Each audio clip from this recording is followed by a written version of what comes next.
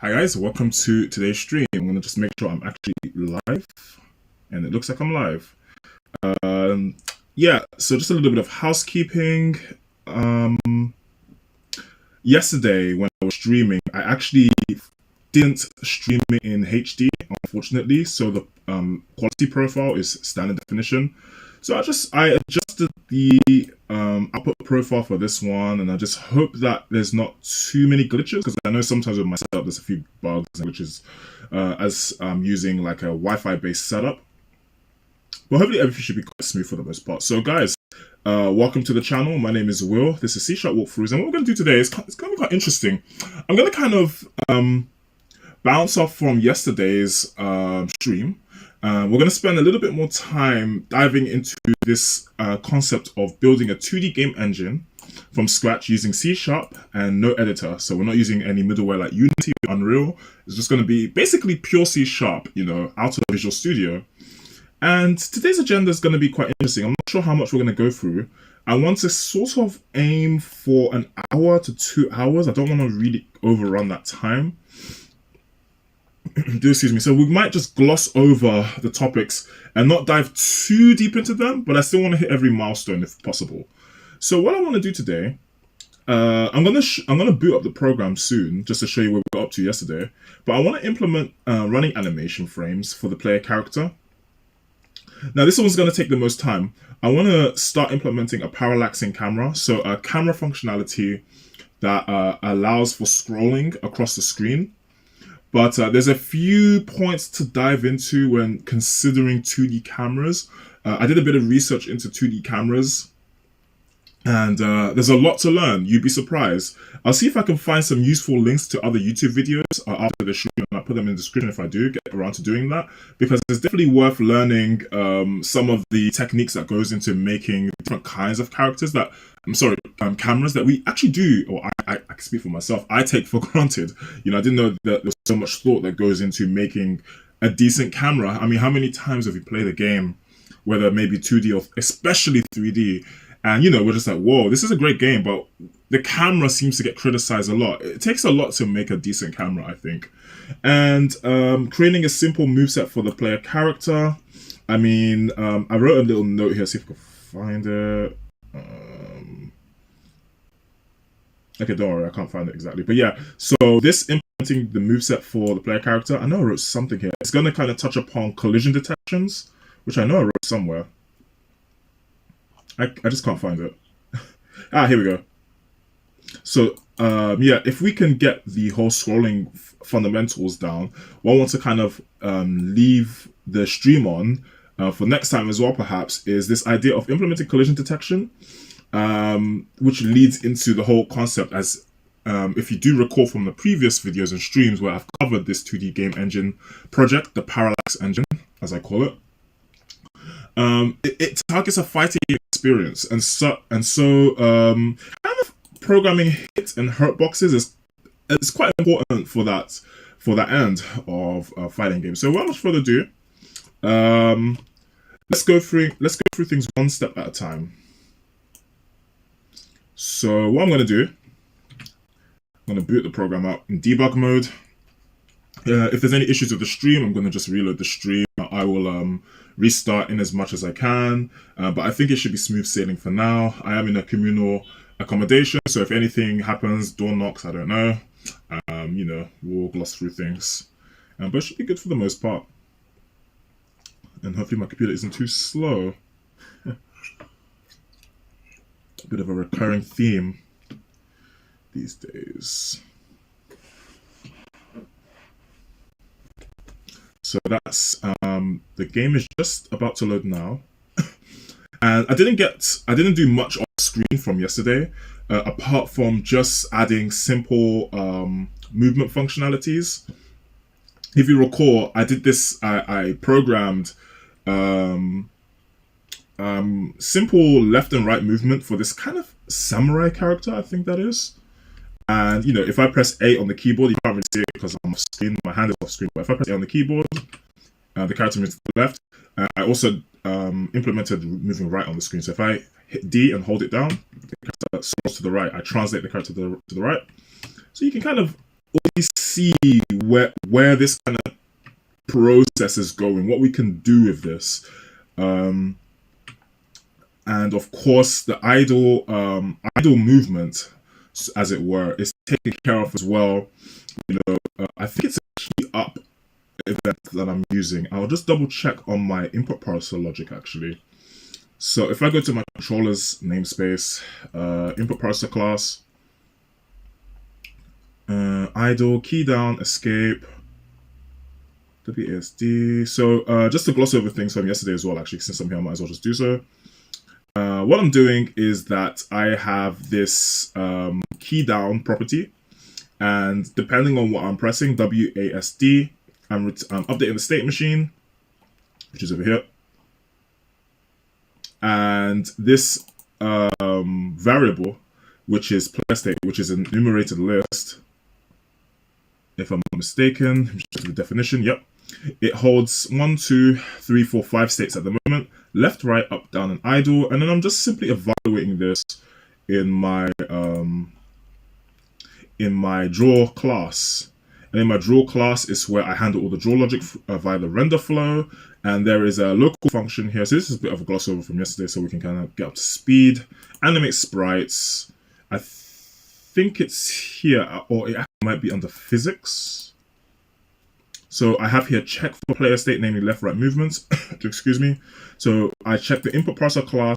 I check my state machine, as it were, and I'm looking for left and right movement. And then I translate the player by accessing this function called translate player in my physics class, which is in my models namespace here. And all I'm doing, I'm just updating the variable, which the argument here that this function accepts, I've named exposition. And I'm just basically post-decrementing and incrementing depending on the direction that I want the character to go to. And I return the value. Let me just see if I'm doing this right.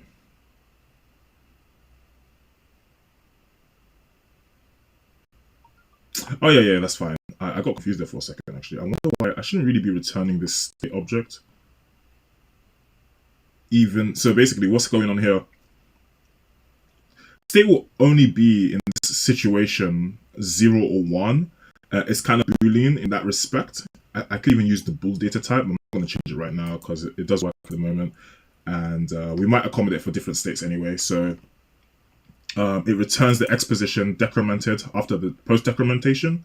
And then we have the exposition returned after post-incrementation. I don't really like this here.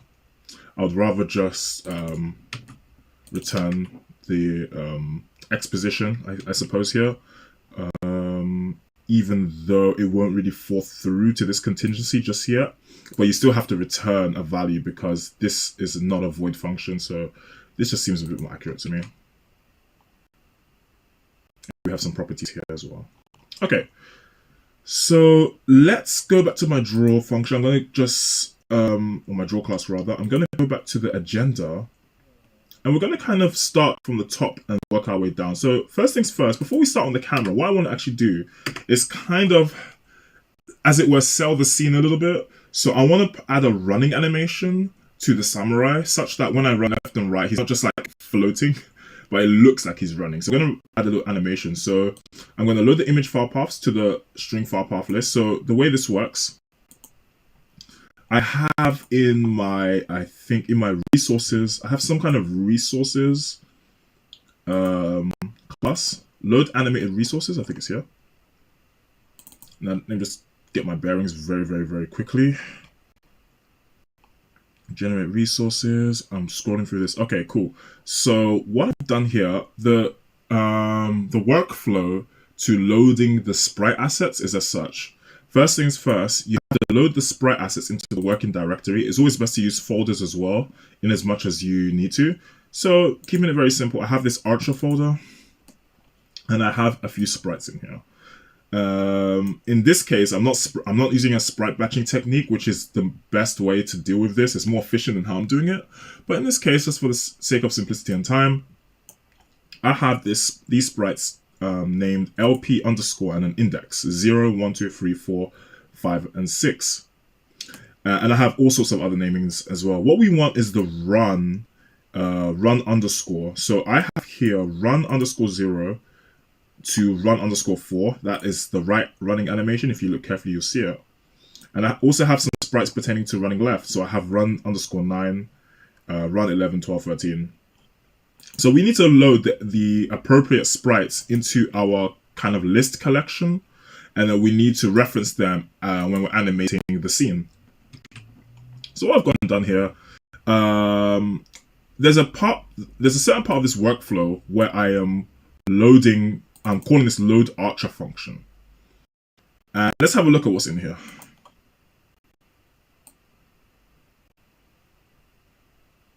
I'm just going to get myself accommodated with this. Even though I wrote this literally yesterday, it's always good to kind of just let it sink in. It's very easy to just like learning maths. You just have to keep practicing. You have to keep coding, as it were. Otherwise, you do tend to forget things. So anyway, what I've done is that I've identified a range. I've identified I need a range of 9. That is 9 frames of animation that I want to load in this particular situation.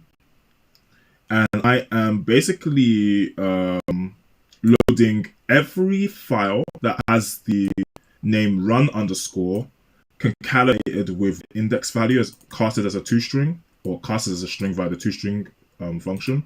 So run 0, 1, 2, 3, 4, 5, all the way up to the range of 9. So if I look at my directory, I have run 0 all the way up to run 9. So it's funny because I've actually already loaded these sprites already. I didn't even really realize it. So let's just double check that to make sure it's right, because that means that I don't need to load it right now, but I just have to reference them. It already will be loaded into memory at runtime. So indeed, I have archer run 0 to 9, which should accommodate for some of the idle animation, because I did name some of the idle animations incorrectly, unfortunately. But I kept it there because I was lazy. So the idle animation is, if you look very carefully, it's actually run underscore 5 to run underscore 8. But what we do have to do is we need to now load. I'm going to extend this range such that it doesn't stop here at run underscore 8, but it needs to continue going to run underscore 13, because these are left running animations that I actually added after I wrote this functionality. So I just double check, that's at 9, which is technically here. So that's like 10, 11, 12, 13, 14. So I'm going to just change this to 14. And because we're dealing with zero index situation, it will go up to 13, and then it will evaluate for false in our for loop. And since the naming convention should match, we shouldn't get an error here. We should be fine. So with that little update here that I did, I changed that 9 to 14. I've extended the range. It should load onto the file path list. Just going to copy that quickly. So there's that. Just going to collapse this. And now that we've loaded the file paths into memory, I need to now populate a list of bitmap graphics using those file paths. And the way I chose to do this was a very similar approach. So now we are looping through. Make sure I just do this right. So we have a list of lists, file local file sprite. Man, this is a tongue twister. Sprite local file path list. Let's see. This is of string, and then we're adding what we're doing here. Okay, I see. So we're looping through our list as we just kind of went through just now over here. And at every loop, we are adding to this canvas bitmap list. Now, the key here is that I just have to make sure I am accessing and organizing each entry into the list accordingly. So I'm just going to take a minute to just process what's going on here.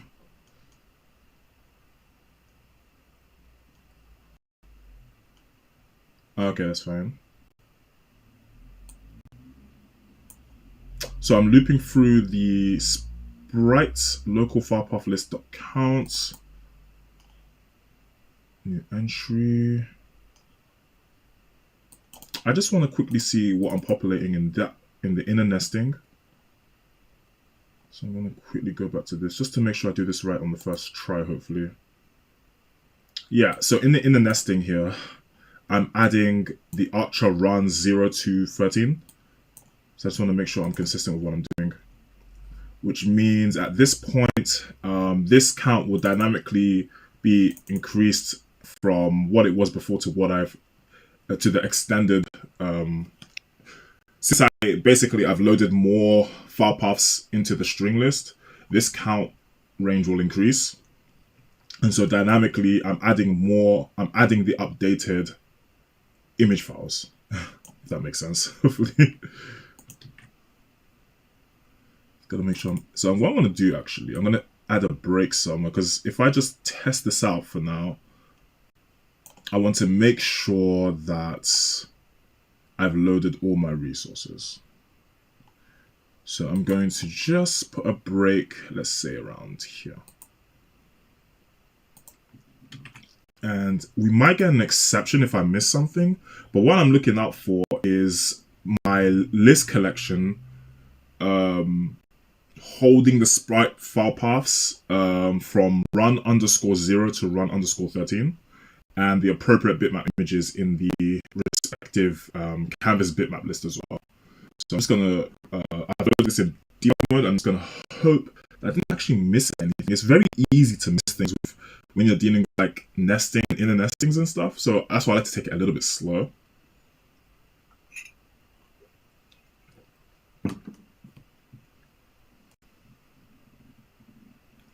All right, so far so good.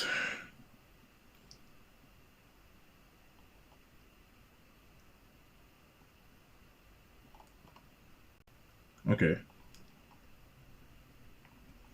So I'm going to look at my sprite file path list first. Let's look at the watch list if it's possible for you guys to see. I know the resolution might be a little bit hard to read. This is quite small text fonts here. But sprite file path list, I have 2 entries in here. Let's see what's in the first entry. Okay, of course, so it's the ice cap background. So it's really hard to see, but the first entry is the ice cap, which I've put in its own row. And now in the next row, it's just the samurai sprites, as you can see down here. And the first entry is run.0_0, and the last one is run_13. So we've done it correctly. That's good to know. So we're on the right track. I'm going to just collapse this. So I just wanted to make sure before we proceed, because sometimes with these internal values, if you're not debugging, you're just not going to know what's going to happen until the errors are evident on the screen. So I'm going to get rid of this break. Now, it's not enough that we've just loaded the information into memory. We now have to reference the respective information to actually generate the animations itself. So I'm going to close that.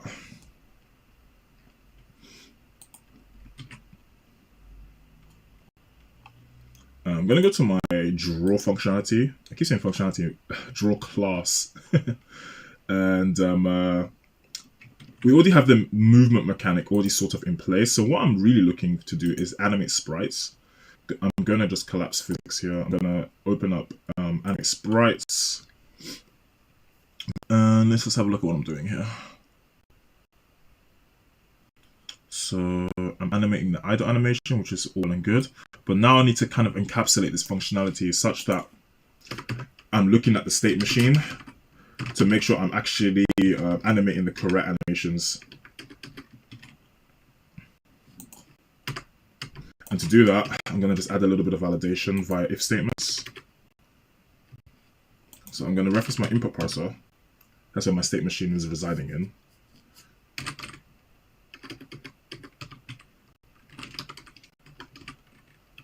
State. And I'm going to check for idle.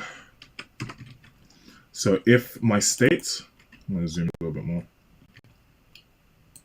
If my state is idle, then I'm going to animate the Archer idle animation. Okay, so you can already kind of see where this is going.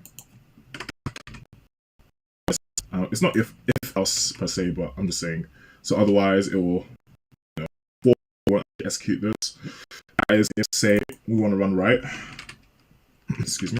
So if my state is running right, okay, and I made the Archer let's say run right animation, run right. And now if you remember from the previous stream yesterday, the way I did this, I created a function, which was the correct function. Yeah, this animate sprites function that I made, all it accepts a lower and a upper index, excuse me, for some collection of frames, and it'll animate that discrete range of frames, ignoring all others in the list. So in this case, in the previous case, we were animating frames 5 up to 8, with 12 frames per second, if that... Yeah, I think that's 12 FPS, I think. So I really had to slow it down because we're dealing with just a few frames, so I had to slow down the frame rate quite a bit, respectively. So if we look at a lower and upper index of 5 and 8, if I just look at my file directory, run 0, if we say that's indexed at 0, so we have 0, 1, 2, 3, 4, 5. And if you look carefully, 5 is the first idle frame, 6, 7, 8 is the last one. Now, what we want to do for the run right, we actually want to load frame 0, 1, 2, 3, and 4. So the range 0 to 4. So I know these numbers are a bit magical. I'll leave it as such for now. But 0 to 4 with a frame rate of 12. And that should do it for that if I've programmed that correctly. Likewise, I don't want to skip ahead of myself, but I will do it for the left as well. But I really should test that first before I make subsequent changes in a similar manner. But we're here anyway. So let's see, 0, 1, 2, 3, 4, 5, 6, 7, 8. So my running animation to the left starts at 9, 10, 11, 12, 13. So 9 to 13.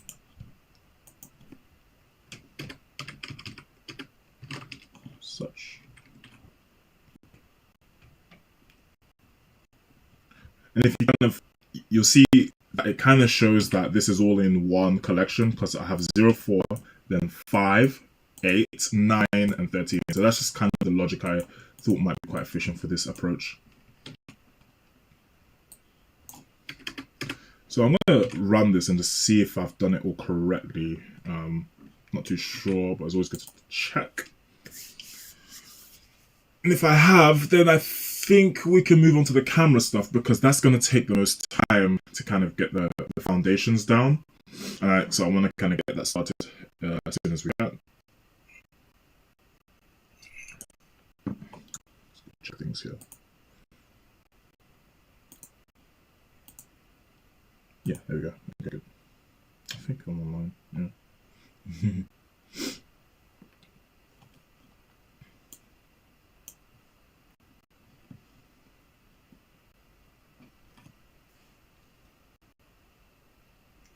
Wait for that to load. I don't know if there's any breaks. It shouldn't be.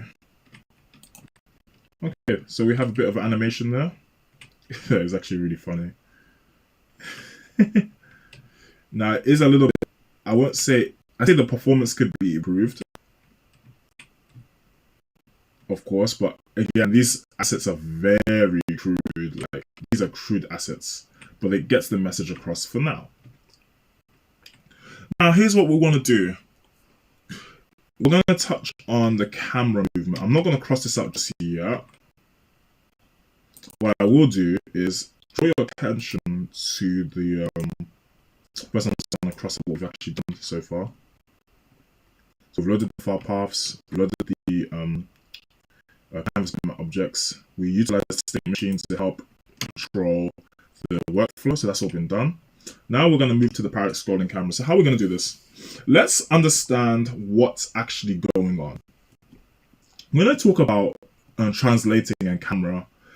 Don't think too hard about, moving a character moving across some kind of plane. We're dealing with this idea of a scene and the supposed movement across the scene. And so if we want to create this sort of effect of scrolling, we need to translate the background whilst still taking into account where the player is in some kind of world space. And this, I tried to illustrate this with this little diagram here, and it's not very great, but let's say player 1's in the middle of the screen, right? So if I get this window up, player one, see if I can collapse this a little bit. So now when player one moves to this kind of, let's say this arbitrary zone, this parallax zone, like this, I want the background to start to scroll such that we have the appearance of parallax scrolling. And then subsequently, this player character, he won't exactly be moving like this, like translate forward, but he'll be locked in place, right? If that makes sense.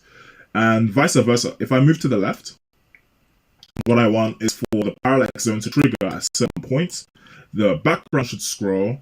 And again, the samurai character here should be locked in place. Now, that's all well and good, but where it starts to get interesting is when you have, say, a scene populated by multiple objects.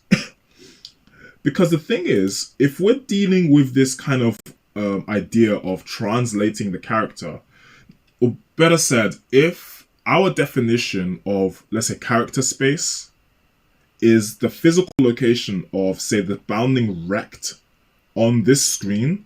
So right now, let's just say this player character is at point 0 on the x-plane. Let's say now he's at point 1, okay? So that's fine. We could have another character come into the scene at say, point 1 here, collide with the samurai, and we can detect that using like a collision detection. Then what happens if the samurai is locked in place, yet he's moving across the screen, but there's a parallax effect? If we rely on the bounding rect, then the samurai won't be, should I say, detected as moving because we're using a reference, i.e. the rect struct, that's not actually moving across the screen. So what I believe is a way around this is to not only rely on the, should I say, the physical bounds of this sprite asset, but we need to keep track of these world coordinate systems such that no matter what we see on the screen, everything is being accounted for in the underlying coordinate system for every object in the scene relative to the plane that they exist on.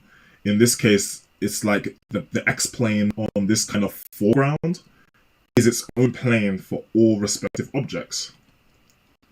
All right, so I really hope that kind of makes sense. I did my best to kind of explain that. So what we need to do here, let's do this one step at a time.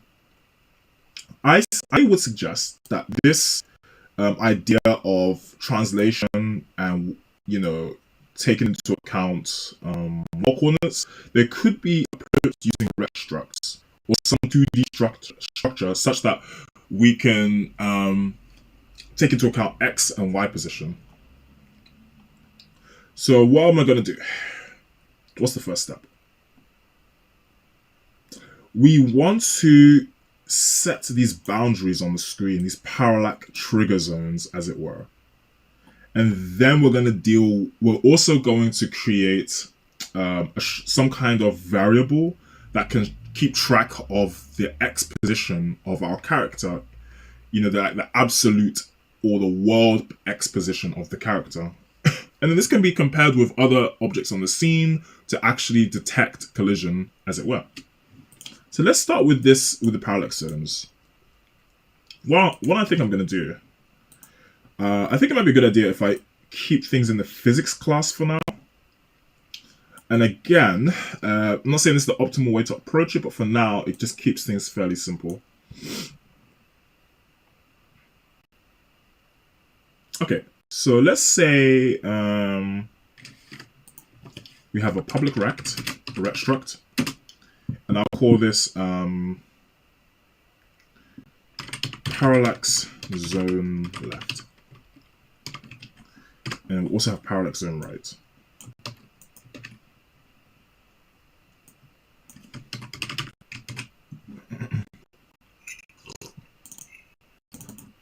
Now I'm going to instantiate these rects. They don't necessarily have to be rects. They could even just be, I forgot the name of the structure. Having like vector 2 or vector 2 or vector 3, something like that. But I'm going to stick with this for a reason or two, because we can actually draw in these rects as well, but we can also use them as underlying data. So it might be it might be useful for debugging to say draw these rects as a square on the screen, so we can actually see with our eyes where these collision detection hitboxes are, so to speak. So I will use rects for now. And what we're gonna do, initialize player 1 position, initialize scene bounds. Let's go to initialize scene bounds. I'm gonna initialize this. Now we have to decide where on the screen the rect is gonna be. Let's give it an X. This is the left zone, so we're gonna say like 10. This is just arbitrary values for now. The Y position doesn't matter too much. What matters is the X position. The Y position will be handled by another set of rects if we want to have vertical tracking, parallax tracking. And then I just give it like a default height and width just because. Let's actually make the height a little longer, so if we illustrate it, it might be easier to see. 100 or something. And I'm also going to construct the right zone. So parallax zone right. And let's give this a value of like 900. I have to test this out to make sure the spacing is fair enough. Okay, so that's that. So we have our zones here and here in underlying data. So now we just need to trigger these zones, and then we can deal with translating the background in accordance to parallax scrolling and things. We're going to do this one step at a time. Let me see what I'm doing. So where would the collision detection be? For now, I think it makes sense to again do it in the draw core, or rather the draw function. I keep getting that mixed up. The draw class, the draw core in the draw class, I guess. All right. Let's have a look here. So I have my render flow. Let's collapse this so it's easy to see everything. Physics, animate sprites. Let's go to the physics local function. Left, right movement. And I've got the translation very well.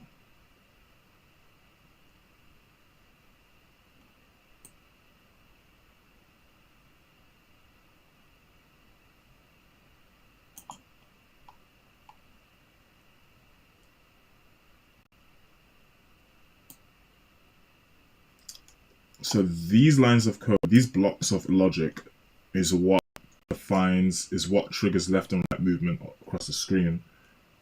So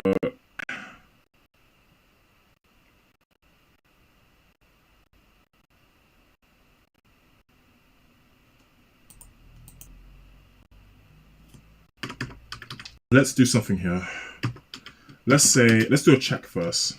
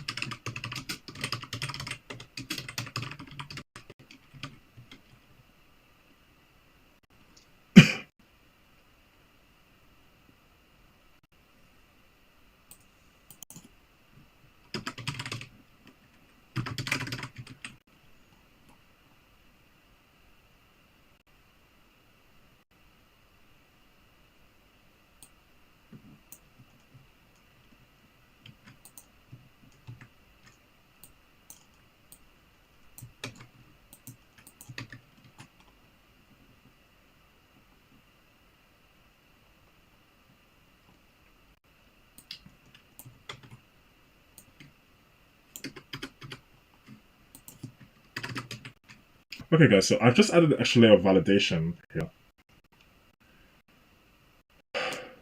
So before we even trigger left and right movement across the screen, we want to check for collision with our parallax zones.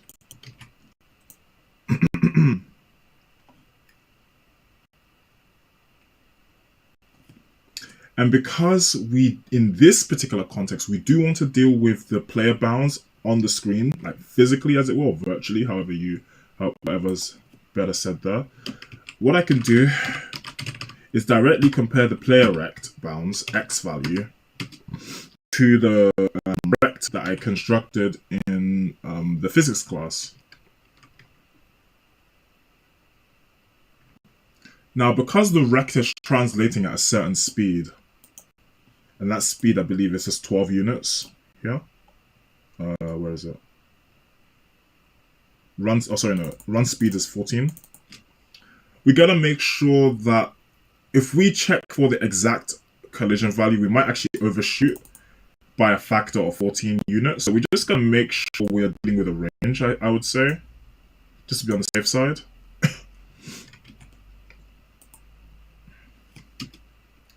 So referring to my notes, if we are post decrementing, that means we're going to the left. So if player 1 is here, going to the left, left, left, left, left, until the player hits the trigger zone. So anywhere from here triggers the parallax scrolling move to the left. So I need to check for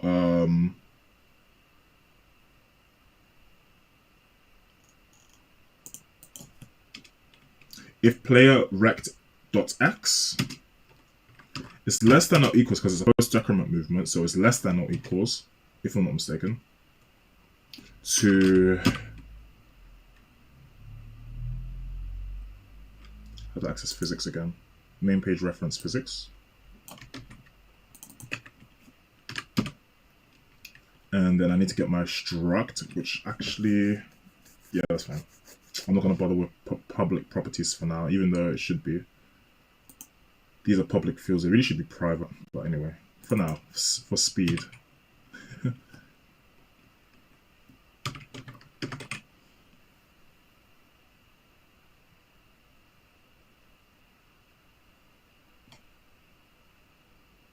Okay, taking this one step at a time.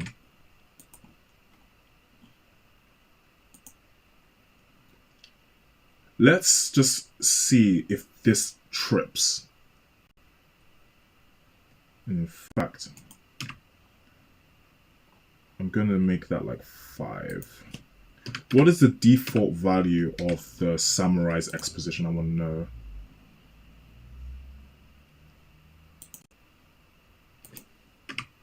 Why am I constructing this?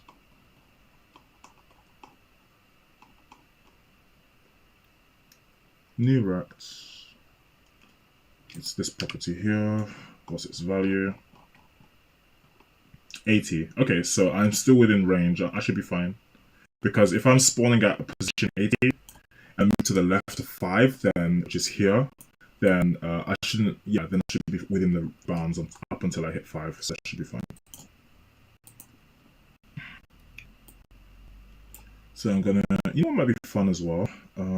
Let's draw the hitbox so we can actually see it on the screen. I think that will help a lot. It's like, it'll help for debugging. So what I'll do for that,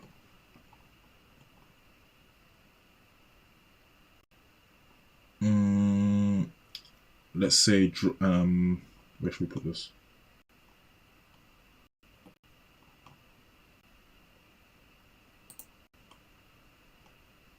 Let's just leave it here.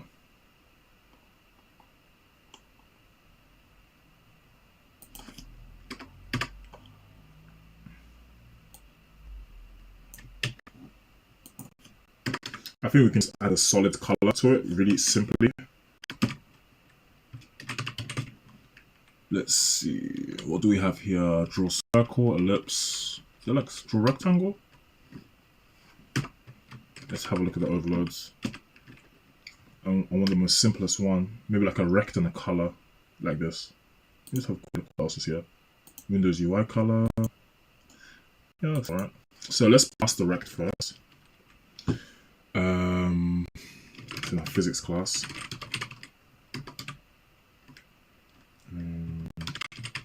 Physics. Down. Left zone. Oops. Parallax zone left. And we need a, let's see, Windows UI color. That's a struct, I'm not too sure. Let's see. See if I can access this properly. I don't know if this is the correct way to access this. Otherwise, I'll just use documentation.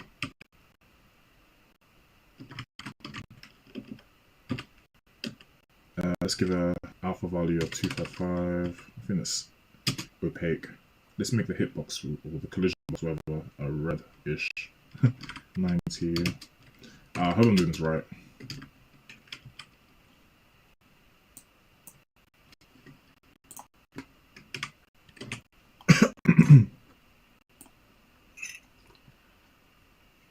If I'm not mistaken, if I've done it correctly, then I should be coloring the hitbox, the parallax zone box. It's a kind of reddish color, if I'm not mistaken.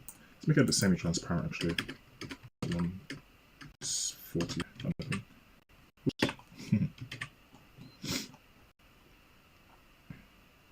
Where was I? Where was I? I lost where I was now. Here we go. So I'm just gonna make a little note there. So I'm just gonna make a note that I'm drawing the parallax zones.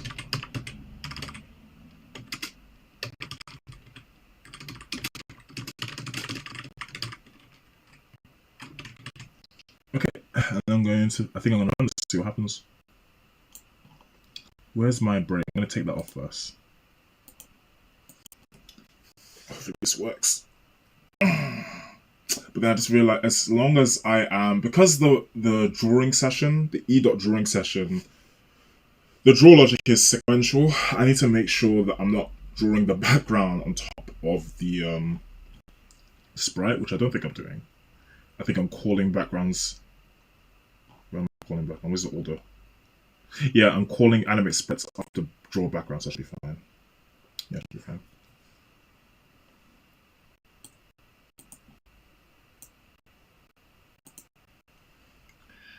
Right, takes a little while.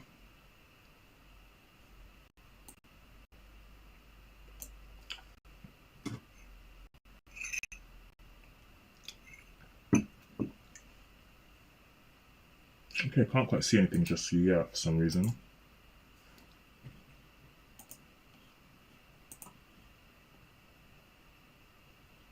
Just going to a break to check my collision logic. Where am I? Animate sprites, physics.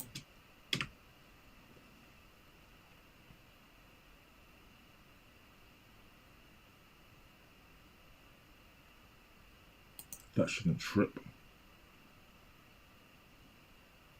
Put one there as well. So moving to the right. Let's move to the left. So this is working still. So I should be translating to the left. Oops, I should not do that.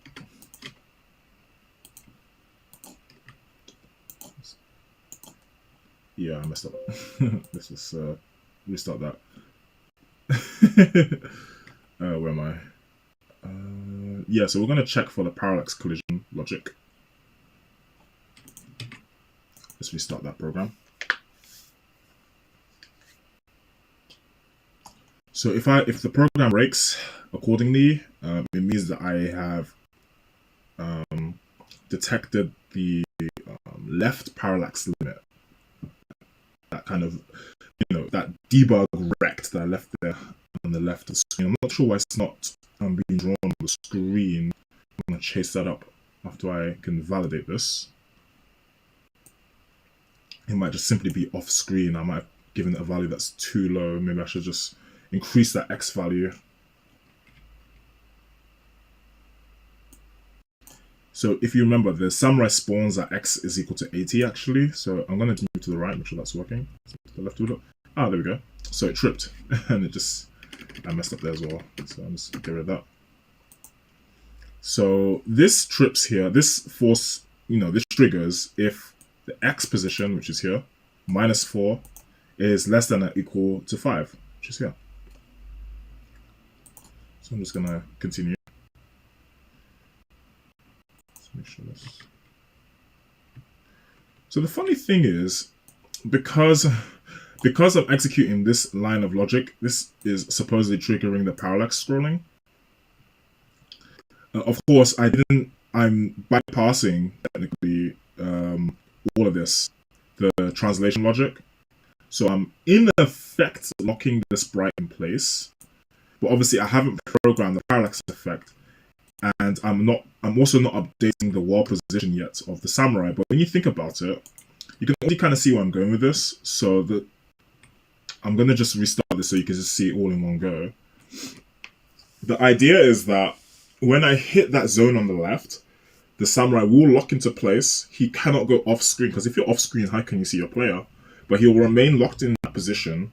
But if you imagine, the background will be programmed to scroll. But internally, we have the samurai is moving, even though physically on the screen he's not. That's where the whole discrepancy between wall coordinate space and like local relative space comes in handy. Hopefully that makes a little bit of sense the way to describe that.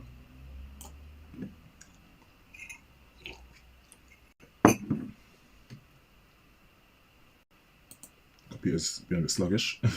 So I'm going to move out of the way here. I'm going to move to the left, and hopefully the samurai should lock when I hit this kind of form here. As such. And this is the section where the background should be scrolling to the right to simulate movement to the left according to the samurai.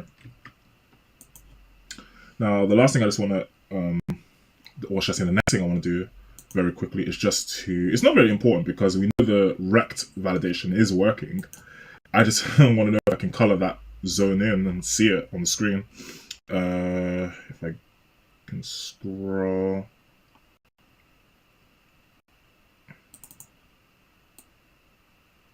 It's probably stuff to do with with this or something. I don't know. It's not too important right now, to be honest. From ARGB, if I've got the values right, maybe I got it wrong or something. I don't know. In any case, the validation is working. That's the main thing. So what I'll do, I'll collapse that for now so I can see what I'm doing. And yeah, so trigger parallax scrolling. How are we going to approach this? So first things first, what we want to understand as well, I would suggest, is that the whole idea, unless it's, you know, integral to the mechanics of the game, the position of the background is irrelevant to the core gameplay itself.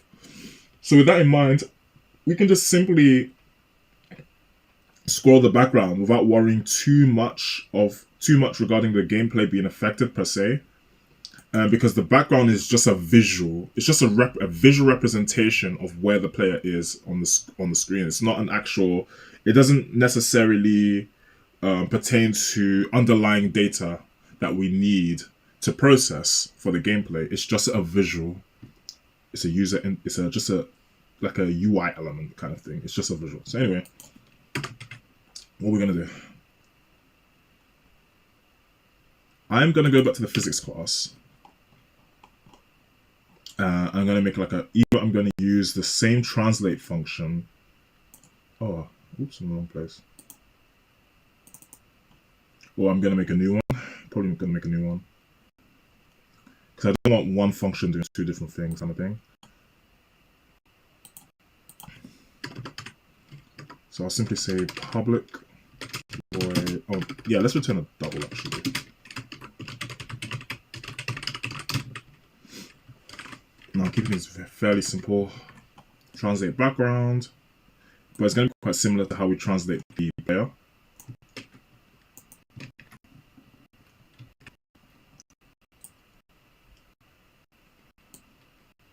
Such that I'll even copy this. So if state is 0, i.e. running to the left, let's just make a note of that. Say they are running to the left. And I'll say like scroll background to the right.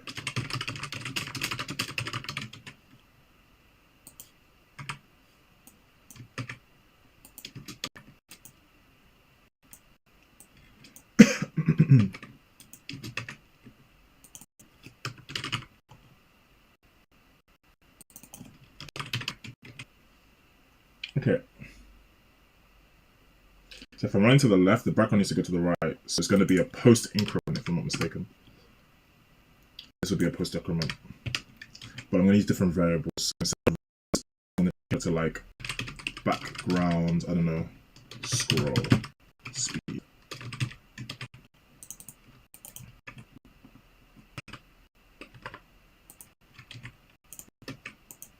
I'm going to create this. Let's see where I'm looking up at this. Play position, right? Just leave it here. Let's keep it private for now. A run speed of like, I'm not worrying too much about the parallaxing because there's only one background scroll layer, so I'm not really making a true parallax effect yet. Let's just give it a speed of 8. Again, it's a visual, but obviously when it comes down to fine-tuning things and making things consistent, then we have to consider how things look in terms of maintaining consistency. But this is just to kind of sell the scene that little bit much more. So I'm going to change, where was I? Translate background. That's correct. And let's do that.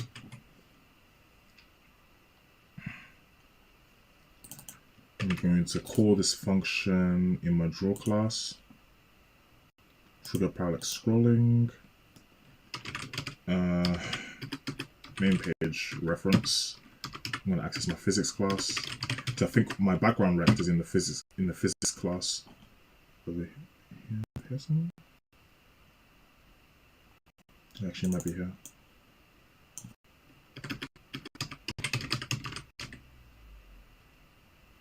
Oh, where's the rect? Let me double check. Oops, wrong one. Oh, it's just called rect bounds. Okay, fair enough. I should really change it up this one.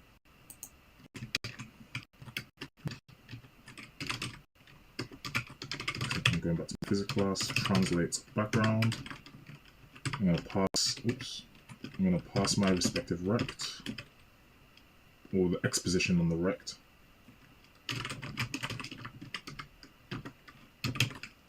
And the state is going to be the running state of the character, such that we know if we're running to the left or the right.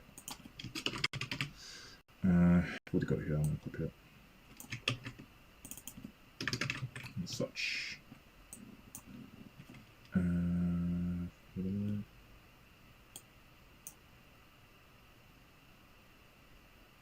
Yeah, I can cast it.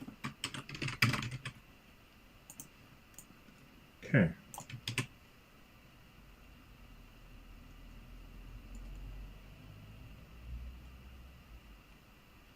And now what I want to do is simply just make sure I'm assigning the updated value as such. I knew that was going to happen. I did that wrong. And yikes. I think I need to reconstruct the rest. It's really weird. How much are they in this?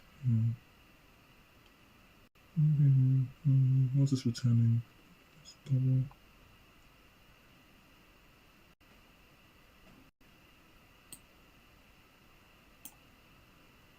I find that fascinating.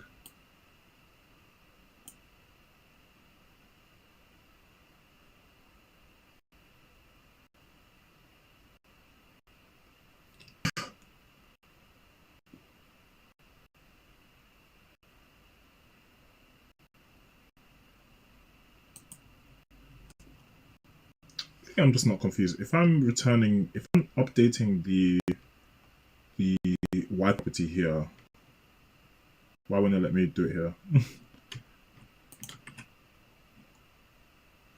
I mean, usually I would just reconstruct the rect, which I'm doing underneath, but I'm just wondering why that's happening.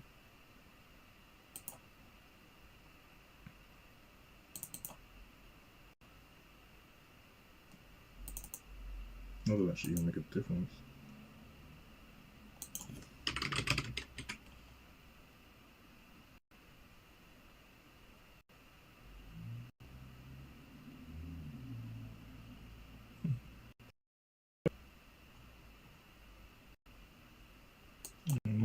I'm going to try. There's two things I want to try here.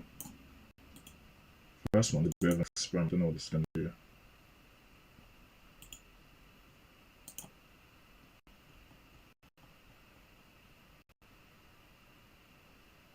Okay, I don't even know what's going on now.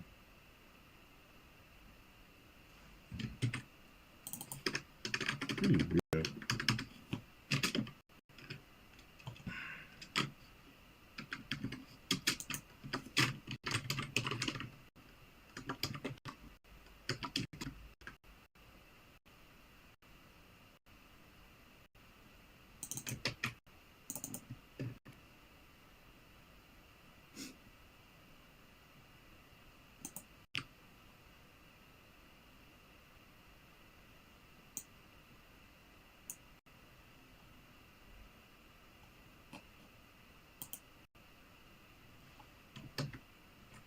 The only difference I can see is that this is a property. This is a property, the other one's a field.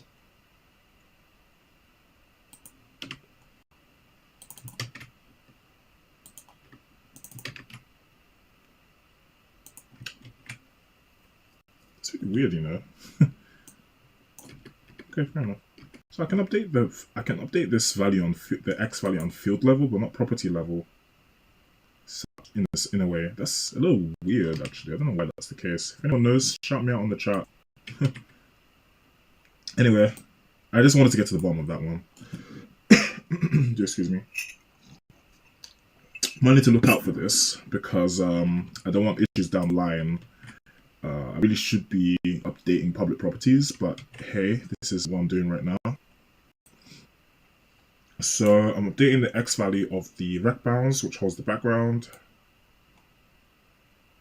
And let's, before I test it out.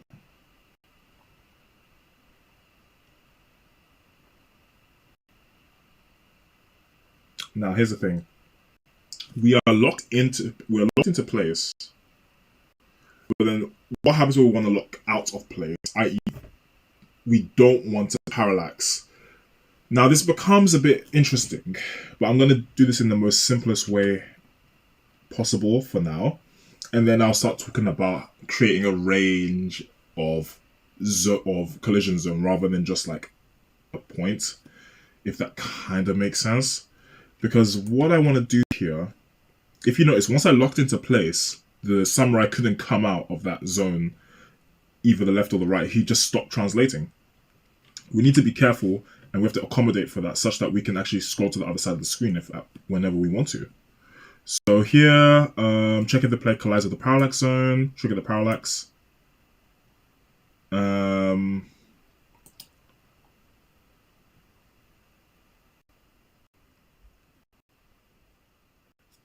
I think what we could implement is another level of validation, such that this should only really check at this level. I should be checking for collision on the left when I'm running to the left.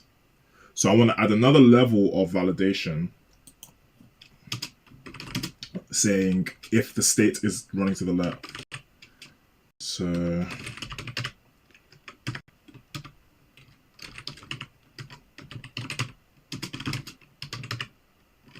because what this does, it kind of protects us. It protects us such that this locking in the samurai on the left-hand side of the screen will only happen once we're running to the left. If we satisfy every condition but we run to the right, the program needs to then let the samurai translate to the right so that we can, you know, invoke the parallax scrolling, as it were, as it needs to be.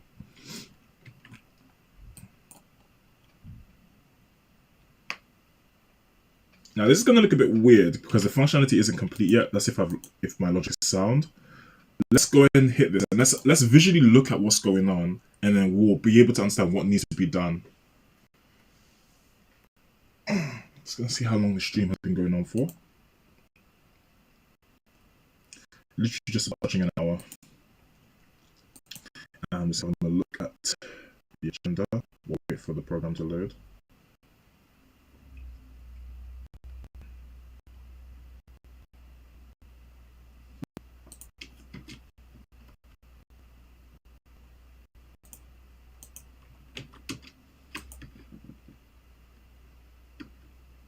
I doubt we'll be touching on the moveset stuff in this stream, just to keep the time, you know, reasonable.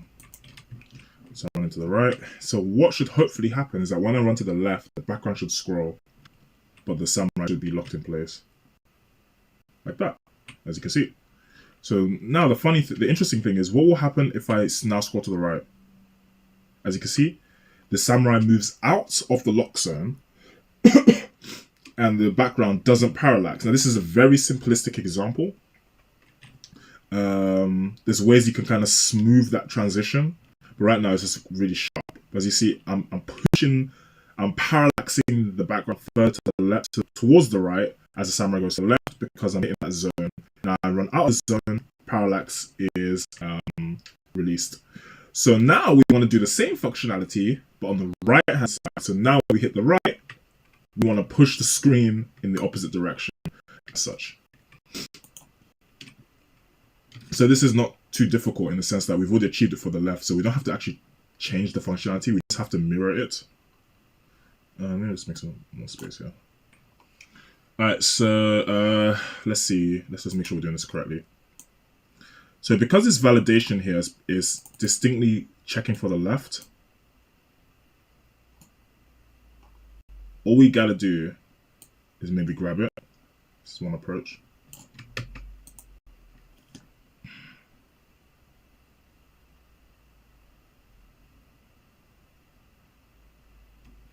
Again, this is a very rudimentary approach, and there are ways to make this better. But for now, let's just illustrate how everything looks before we're too concerned about actually making the code more optimized. So we're just going to change, we're going to flip the sign to greater than or equal to. We're going to change the zone from parallax left to parallax right.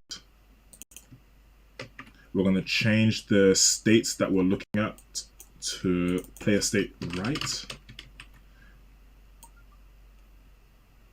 Of course not. And trigger the parallax scrolling, rect bounds X.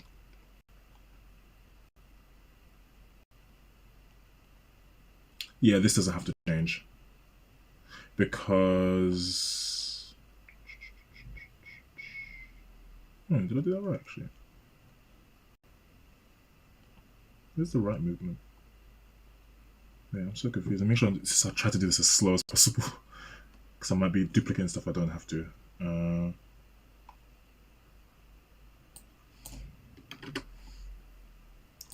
Parallax trigger, else check for left, count it to the left. My only issue is that I would consider taking this out of this level of nesting. I really want to, if this level of validation is really concerned with moving to the left, then moving to the right should just be here. This. Because it's not even going to evaluate what I just removed anyway, because we have already identified that we're moving one direction, which is right in this case. So check for right movement and then translate when we're not parallaxing. I think that's it. I'm not too sure. Try to do this as carefully as possible. Okay, no errors. Let's hit start and see what happens.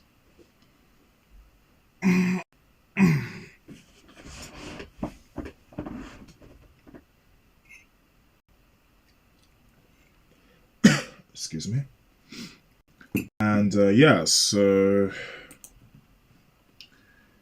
I'm just looking at what's next actually. I mean, we're still kind of touching on the camera idea. We still need to kind of consider world coordinating, but because we have just one asset, one character on the screen, I mean, we can always just load another character just to kind of illustrate the idea. That'd be very fun if there's time, actually. But let's have a look at what's going on. So move to the right, everything's fine. Move to the left. Let's try and parallax towards the left. Okay, let's see if it comes out. Now yeah. So let's just jump to the code real quick. So if I go to the physics class, where's it gone? Zone right X value is at a value of 900. I don't know what it even is on the screen. It doesn't debug information at me at runtime, so I'm going to just assume it's around here, but I might be wrong. And it actually is around here. That's very fascinating. Okay, I'm not against that. It's actually quite interesting. So if you guys see, we have to use our imaginations here a little bit because I have appropriate debug information. But around here, where the arrow pointer is the left zone. Now I'm going to leave that zone. Around here is the right zone. So this must be where 900 is, if that makes sense. So in that little box, there's a little box where this samurai can move freely like this. And I, use the word freely quite loosely. Otherwise, he's bound in place and then the parallax is triggered. Which, you know what? This kind of camera configuration would make a fair bit of sense for a 2D platformer. Think about it. I mean, when you're moving to the right, you want to encourage the player to see more, have a further field of view perhaps towards the direction of the goal. So there's more of a gap in front of this guy. But isn't it interesting that when you scroll to behind you, it really discourages you from going back because your field of view is extremely limited.